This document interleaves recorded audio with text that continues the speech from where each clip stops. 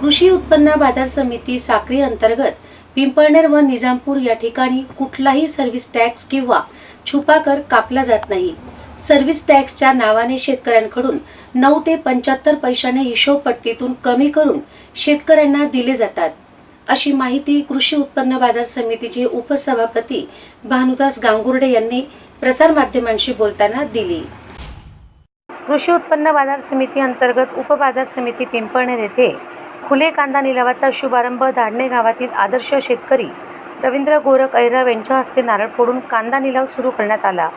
शेतकऱ्यांमध्ये आनंदाचे वातावरण। यावेळी साक्री तालुक्यातील अनेक शेतकरी बांधव उपस्थित होते, तसेच सर्व व्यापारी बांधव व राज्य कांदा उत्पादक शेतकरी संघटनेचे पदाधिकारी देखील उपस्थित होते। विशेष म्हणजे कृषी उत्पन्न बाजार समितीमध्ये विकलेल्या कांद्याचे 24 तासाच्या आत कांद्याचे रोखीने पैसे दिले जातात, असे देखील व्यापारी प्रतिनिधी कृषी उत्पन्न बाजार समितीचे सदस्य किरण कोठावदे यांनी सांगितले।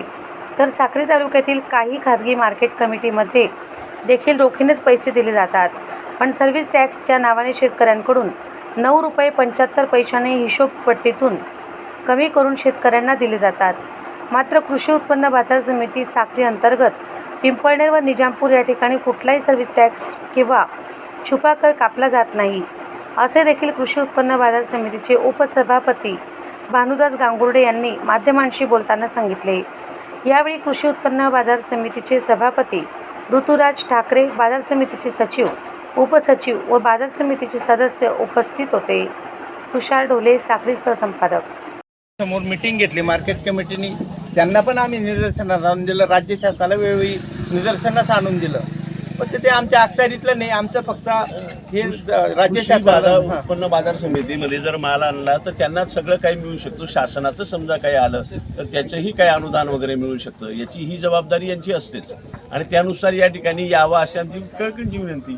दुसरी गोष्ट, आम्ही आजही पुन्हा तुमच्यासमोर उल्लेख करून सांगितला की ज्या शेतकऱ्यांचं 24 तासाच्या आत जर पेमेंट नाही मिळालं त्यांनी तातडीने बाजार समितीशी संपर्क करावा।